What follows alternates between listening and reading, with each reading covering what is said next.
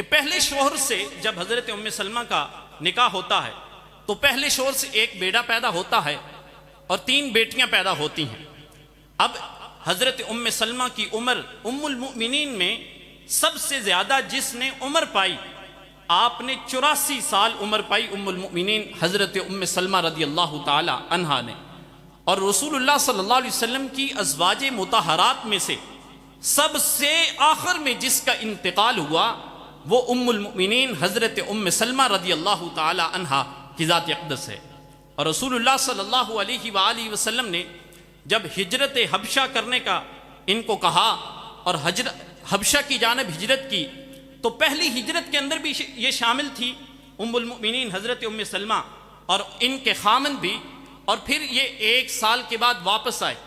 اور واپس آنے کے بعد پھر انہوں نے دوبارہ ہجرت کی حبشہ کی جانب،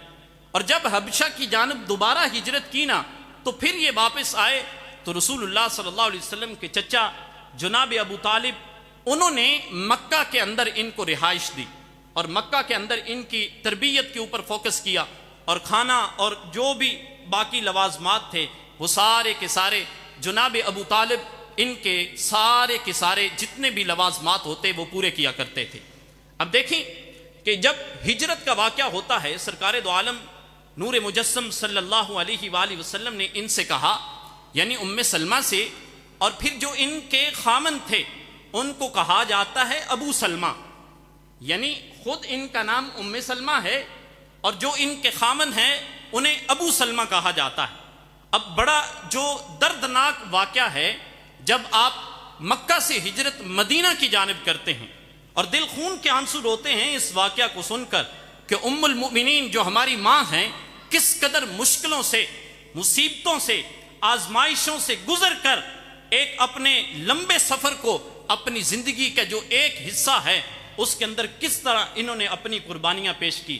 رسول اللہ صلی اللہ علیہ وسلم نے جب ان کو ارشاد فرمایا کہ آپ مدینہ کی جانب رخصت ہو جائیے، مدینہ کی جانب ہجرت کیجئے، تو حضرت ام سلمہ کے جو خامن تھے ابو سلمہ، اور پھر ان کے ایک بیٹے تھے ان کا نام بھی سلمہ تھا، یعنی بیٹے کا نام بھی سلمہ، ماں ام سلمہ، اور باپ جو تھے ابو سلمہ۔ ابو سلمہ اس لیے کہا کہ بیٹے تھے، کس لیے کہ بیٹے کا نام باپ کی وجہ سے پڑا اور ابو سلمہ جو ہے وہ کہلائے۔ اور جب ابو سلمہ اپنے بیٹے کو لیتے ہیں، اپنی زوجہ ام المؤمنین جو بعد میں ام المؤمنین بنی ان کو ساتھ لیا، اونٹ پہ بٹھاتے ہیں اپنی زوجہ کو، اپنے بچے کو سلمہ کو اونٹ پہ بٹھاتے ہیں۔ اب دیکھیں کہ ابو سلمہ اونٹ کی مہار پکڑتے ہیں اور مکہ سے رخصت ہوتے ہیں، اور مکہ سے رخصت اس انداز میں ہوتے ہیں کہ وہ خامن ابو سلمہ اس اونٹ کی مہار کو پکڑتے ہیں، بیٹا اونٹ پہ سوار ہے، بیوی اونٹ پہ سوار ہے، مکہ کے راستوں سے گزرتے گزرتے ایک مقام پر پہنچتے ہیں کہ جہاں لڑکی والوں کے گھر والوں کو علم ہوا کہ تمہاری بیٹی کو ابو سلمہ ہجرت کر کے کہیں لے جا رہا ہے۔ اب بیٹی کے گھر والے پہنچے، یعنی ام سلمہ کے جو گھر والے تھے، قبیلے والے تھے، وہ وہاں پہ پہنچے اور انہوں نے جا کر وہاں پہ حضرت ابو سلمہ سے کہا کہ تم صرف اپنے نفس کے مالک ہو، تم اپنے نفس کو کہیں پر لے جا سکتے ہو، لیکن ہماری بیٹی کو تم کہیں پہ نہیں لے کے جا سکتے۔ ام سلمہ کے قبیلے والوں نے، گھر والوں نے ام سلمہ کو ساتھ لیا، بیٹے کو ساتھ لیا، اور ابو سلمہ سے کہا تم جہاں پہ جانا چاہتے ہو چلے جاؤ۔ اب ابو سلمہ وہاں سے تو رخصت ہو گئے، لیکن ماں کو وہاں سے کیا کیا؟ قبیلے والوں نے اس بیٹے کو اور ماں کو قبیلے والوں نے اپنے گھر میں لے کے گئے، لیکن جب یہ ابو سلمہ، جب ان کے گھر والوں کو پتا چلا کہ ہمارے پوتے کو بھی اس قبیلے والوں نے کڈنیپ کر لیا ہے، لے کے چلے گئے ہیں، تو انہوں نے کہا کہ ہم اس اپنے بیٹے کو بھی تمہارے ساتھ جانے کی اجازت نہیں دیتے۔ پھر ابو سلمہ وہ تو پہلے ہی مدینہ جا چکے تھے، اور ام سلمہ جو اپنے گھر میں تھیں اپنے بچے کے ساتھ، اس بچے کے جو ددحال تھے، جو ان کے دادا تھے یا ان کے رشتہ دار تھے والد کے، وہ آئے اور اس بچے کو بھی ان سے کیا کر لیا؟ لے لیا۔ اب ہوا کیا؟ ہوا یوں کہ ابو سلمہ جو تھے وہ تو مدینہ رخصت ہو گئے، ماں پہلے ہی قبیلے والوں نے لے لی تھی، اور تیسری جگہ وہ جو بچہ تھا اس بچے کا کیا کہنا کہ وہ بچہ ابو سلمہ کے جو گھر والے تھے، قبیلے والے تھے، وہ لے کے چلے گئے۔ اب ہوا کیا، باپ علیحدہ اپنی زندگی گزار رہا ہے، بیٹا اپنا بچپنا علیحدہ گزار رہا ہے، ماں اپنی زندگی جو ہے وہ علیحدہ گزار رہی ہے۔ اب کیفیت کیا ہے کہ ام سلمہ جو ہماری ماں ہیں، جو ام المؤمنین ہیں، ان کا انداز دیکھیے کہ 1 سال تک کفار مکہ نے ان کو اپنے بیٹے سے جدا رکھا، 1 سال تک کفار مکہ نے ان کو اپنے خامن سے جدا رکھا، اور روزانہ کی بنیاد پر ام سلمہ کا یہ معمول تھا کہ جس جگہ سے ان کے بچے کو اور ان کے خامن کو ان سے جدا کیا تھا، اسی جگہ پر روزانہ کی بنیاد پر آتی اور آ کر زاروں قطار رویا کرتی تھی کہ کس طرح میرے قبیلے والوں نے مجھ سے میرے بیٹے کو جدا کر دیا، کس طرح میرے قبیلے والوں نے میرے خامن کو مجھ سے جدا کر دیا۔ اور حضرات محترم، اس دردناک کیفیت کے اندر بتائیے کہ 1 دن 2 دن 3 دن گزارنے مشکل ہو جاتے ہیں، لیکن ہماری ماں ام المؤمنین ام سلمہ رضی اللہ تعالی عنہا نے 1 سال کا عرصہ گزارا، اور 1 سال کا عرصہ کس انداز میں گزارا کہ روزانہ کی بنیاد پر وہاں پر جاتی اور وہاں جا کر کیا کرتی، زاروں قطار روتی، اپنے بیٹے کو یاد کرتی، اپنے خامن کو یاد کرتی۔ اب حالات کیسے بدلے کہ جب 1 سال گزر گیا نا، تو ام سلمہ کے قبیلے کا ایک فرد وہاں سے گزرا۔ اب اس نے کیا کیفیت دیکھی، جب اس نے دیکھا نا کہ ام سلمہ زاروں قطار رو رہی ہے، اور اس نے پوچھا کہ تم کیوں روتی ہو؟ اس نے کہا میں روتی اس لیے ہوں کہ میرے خامن کو مجھ سے جدا کر دیا، میرے بچے کو مجھ سے جدا کر دیا، میں اس جدائی کے اندر روتی ہوں۔ اب وہ شخص قبیلے کا آیا، ان کے خاندان والوں سے بات کی، کہا یار کیوں ایک بچی پہ ظلم کرتے ہو کہ تم نے اس سے اس کا خامن جدا کر دیا، اس سے اس کا بیٹا جدا کر دیا، کیا کرتے ہو؟ انہوں نے اس کے خامن کو اور بیٹے کو کیوں جدا کیا؟ گھر والوں کو سمجھایا، تو سمجھانے کے بعد انہوں نے کہا ٹھیک ہے ہم اس کو جدا کرتے ہیں، اپنے سے جدا کرتے ہیں، یہ مدینہ جانا چاہتی ہے تو چلی جائے۔ اب ان قبیلے والوں نے ان کو بیٹا دیا، بیٹا دینے کے بعد ام سلمہ اپنے بیٹے کو لیتی ہیں، اپنے سواری پر سوار ہوتی ہیں، اونٹ پر سوار ہوتی ہیں، اور اکیلے مدینہ کی جانب ہجرت کرتی ہیں۔ دیکھیں کہ کس طرح وہ کیفیات تھی کہ مدینہ کی جانب اکیلے ہجرت کرتے ہوئے جب راستے میں پہنچتی ہیں نا، تو مکہ کے رہنے والے عثمان بن طلحہ کہ جنہیں رسول اللہ صلی اللہ علیہ وسلم نے فتح مکہ کے موقع پر کعبہ کی چابی دی تھی، آپ صلی اللہ علیہ وسلم نے، یہ ابھی تک مسلمان نہیں ہوئے، ایک ویرانے میں ان کی ملاقات حضرت ام سلمہ سے ہوتی ہے۔ پوچھا، پہچان لیا نا کہ یہ مکہ کی رہنے والی عورت ہے، ابو سلمہ کی بیوی ہے، اکیلے کہاں جا رہی ہو اپنے بچے کو لے کر؟ پوچھا تم کہاں جا رہی ہو؟ تو عرض کی میں مدینہ جا رہی ہوں۔ پوچھا تمہارے ساتھ کون ہے؟ کہا میرے ساتھ اور تو کوئی نہیں، بس میرے ساتھ میرا خدا ہے اور میرے ساتھ میرا بیٹا ہے۔ حضرت عثمان بن طلحہ جو ابھی تک مسلمان نہیں ہوئے تھے، کہتے ہیں کہ میں تمہیں اکیلا مدینہ نہیں جانے دوں گا،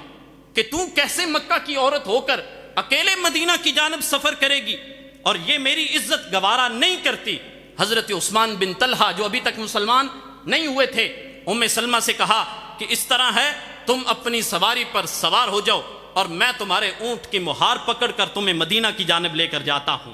اب دیکھیں کہ عثمان بن طلحہ جو ابھی مسلمان نہیں ہوئے تھے، اور اس اونٹ کی مہار پکڑ کر حضرت ام سلمہ جو ہماری ماں ہیں، جو ام المؤمنین ہیں، ان کا بچہ آگے بیٹھا ہے، اونٹ کی مہار پکڑ کر مدینہ کی جانب چل رہے ہیں۔ اور پھر دیکھیں کہ حضرت عثمان بن طلحہ کس قدر غیرت والا حضور کا صحابی تھا۔ فرماتی ہیں حضرت ام سلمہ کہ جب سفر لمبا تھا مدینہ کی جانب، ہمیں کئی راتیں بھی آئی، کئی دن بھی وہاں پہ گزرے، لیکن جب تھک ہار جاتے تھے نا عثمان بن طلحہ،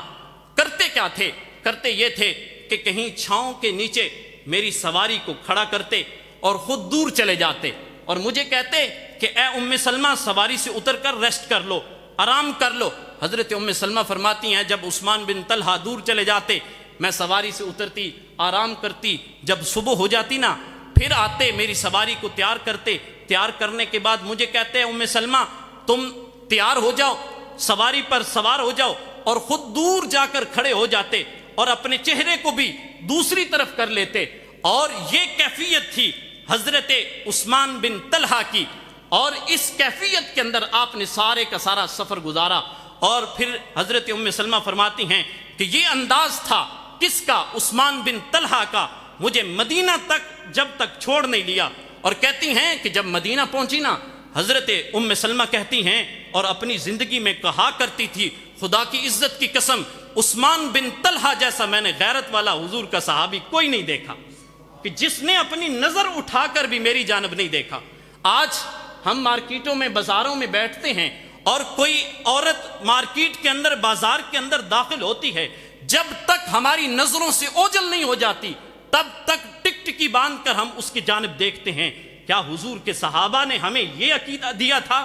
کیا ہم نے اپنی ان آنکھوں کو اس لیے استعمال کرنا تھا کہ ہم لوگوں کی بہنوں، بیٹیوں کے اوپر اپنی نظر رکھیں اور اپنی ان نظروں کو گندا کریں، اپنے ذہنوں کو گندا کریں، اپنے دلوں کو گندا کریں؟ حضور کے صحابہ تو ہمیں یہ سیرت بتاتے ہیں کہ جب تم کسی غیر محرم عورت کے ساتھ ہوتے ہو تو اپنی نظروں کو جدا کر لو، جب تم کسی غیر محرم عورت کی طرف ایک نظر پڑ جاتی ہے تو دوسری نظر جھکا لو۔ پہلی نظر تو تمہیں اللہ رب العزت نے معاف کر دی، لیکن ہم اسلام کا مذاق اڑاتے ہیں۔ کیسے؟ ہم کہتے ہیں اللہ نے جب ایک پہلی نظر کی اجازت دی ہے،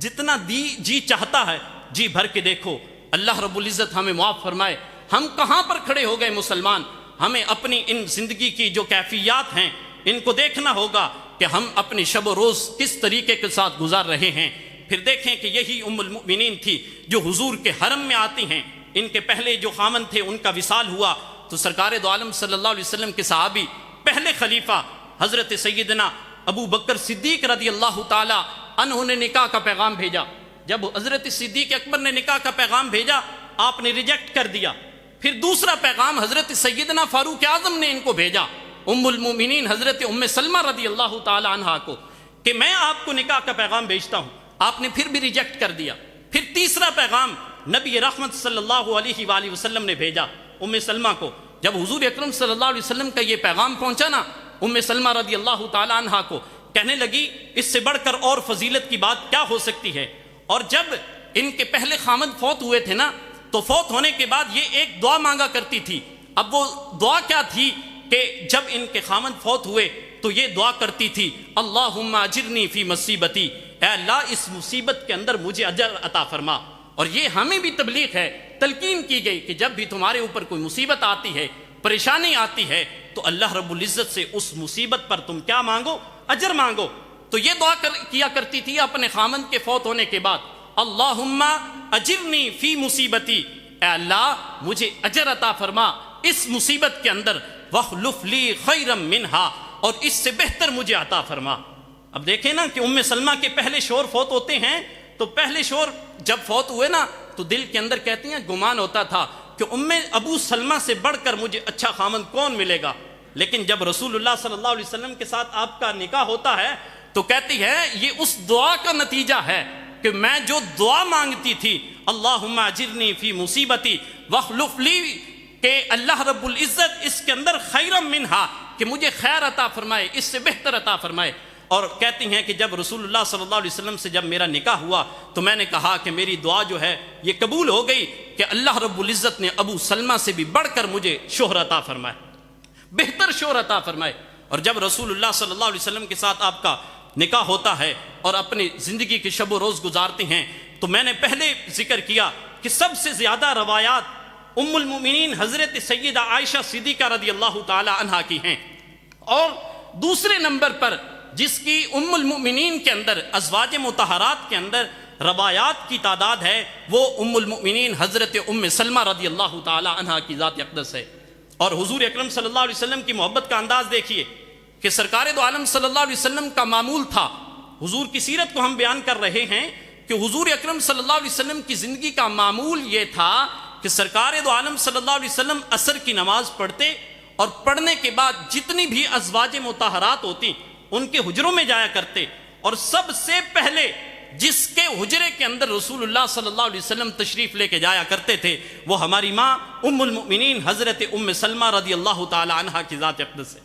اور پھر دیکھیں کہ رسول اللہ صلی اللہ علیہ وسلم نے جب کربلا کے میدان میں، حضور اکرم صلی اللہ علیہ وسلم کی یہ وہ زوجہ ہے جو سب سے آخر کے اندر جن کا وصال ہوا۔ اور دیکھیں نا کہ کربلا کے میدان کے اندر امام علی مقام امام حسین کو شہید کیا۔ آپ نے محرم کے مہینے میں آپ نے خطبہ سے تقریریں بھی سنتے ہیں، سب کچھ کرتے ہیں، ایک روایت بیان کی جاتی ہے کہ رسول اللہ صلی اللہ علیہ وسلم نے کربلا کی مٹی پیش کی تھی ام سلمہ کو، اور کہا تھا کہ جب یہ مٹی کلر تبدیل کر جائے، رنگ تبدیل کر جائے، تو اس دن سمجھ لینا کہ میرے حسین کو شہید کر دیا گیا ہے۔ وہ رسول اللہ صلی اللہ علیہ وسلم نے اپنی کسی اور زوجہ کو کیوں نہیں دی تھی؟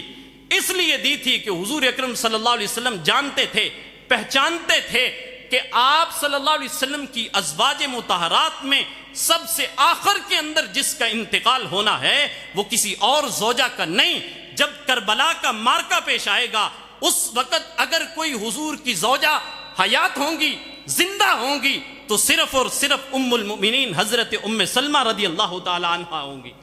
اس لیے رسول اللہ صلی اللہ علیہ وسلم نے کربلا کی مٹی پیش کی تھی۔ اور جب کربلا کا یہ واقعہ پیش ہوا اور امام علی مقام امام حسین رضی اللہ تعالی عنہ کو شہید کر دیا گیا، اور اس وقت خواب کے اندر دیکھا گیا، ام سلمہ سے پوچھا گیا آپ نے کیا خواب دیکھا؟ تو آپ نے خواب یہ دیکھا کہ رسول اللہ صلی اللہ علیہ وسلم کی میں نے زیارت کی، اور حضور اکرم صلی اللہ علیہ وسلم کا چہرہ مبارک جو تھا وہ گرد سے بھرا ہوا تھا، یعنی پورے کے پورے جسم کے اوپر مٹی کے آثار تھے۔ تو میں نے رسول اللہ صلی اللہ علیہ وسلم سے پوچھا، ام المؤمنین حضرت ام سلمہ کہتی ہیں کہ میں نے حضور اکرم صلی اللہ علیہ وسلم سے پوچھا یا رسول اللہ یہ کیا ہے، یہ کیفیت کیا ہے؟ فرمایا آج کربلا کے میدان میں میرے بیٹے حسین کو شہید کر دیا گیا ہے، اور مجھے پتہ چل چکا تھا کہ یہ جو مٹی رسول اللہ صلی اللہ علیہ وسلم نے مجھے دی تھی اور یہ مجھے پیشن گوئی کی تھی کہ جب اس کا کلر تبدیل ہو جائے تو سمجھ لینا کہ لوگوں نے حسین کو کیا کر دیا ہے، شہید کر دیا ہے۔ تو حضرات محترم یہ وہ ہماری ماں ہیں ام المؤمنین حضرت ام سلمہ رضی اللہ تعالی عنہا، کہ چند ایک چیزیں میں نے آپ کے سامنے رکھی، اور ان کی سیرت سے جو چیزیں ہمیں اخذ ہوتی ہیں، جو چیزیں ہمیں ملتی ہیں، وہ یہی ہیں کہ اپنے گھر کو بہتر کیا جائے، اپنے گھریلو معاملات کو اس انداز سے ترتیب دیا جائے کہ ہمارے بچوں کی اچھی تربیت ہو، ہمارے بچوں کی اچھی پرورش ہو، اور ہماری آنے والی جو نسلیں ہیں وہ دین کی طرف راغب ہو جائیں۔ اور حضرات محترم یہی پیغام ان کا تھا کہ سب سے زیادہ حضرت ام المؤمنین عائشہ صدیقہ کے بعد جو مدینہ کے اندر عورتوں میں فقیہ کہلاتی تھی وہ کوئی اور عورت نہیں ہوتی تھی، وہ ام المؤمنین حضرت ام سلمہ تھی۔ اور جب آپ کا انتقال ہوا نا تو آپ کی ایک بیٹی تھی زینب، اور یہ پہلے شوہر سے تھی ام المؤمنین، ان کی بیٹی جو پہلے شوہر سے تھی، اور بڑے بڑے جو صحابی تھے، جو تابعی تھے، وہ ان کی دروازے کی چوکھٹ پر آ کر کھڑے ہوا کرتے تھے اور علم کو حاصل کیا کرتے تھے۔ حضرات محترم علم بڑی چیز ہے، ہمیں اپنے بچوں کو علم کی طرف لگانا چاہیے اور اس طرف لے کر جانا چاہیے جو دنیا کے اندر بھی ہمارے لیے بہتر ہو اور آخرت کے اندر بھی ہمارے لیے کیا ہو، بہتر ہو۔ اللہ رب العزت سے دعا کرتے ہیں مالک کائنات ہمیں دین کے حکام کو سیکھنے اور اس پر عمل پیرا ہونے کی توفیق عطا فرمائے۔ واخر دعوانا ان الحمد للہ رب العالمین۔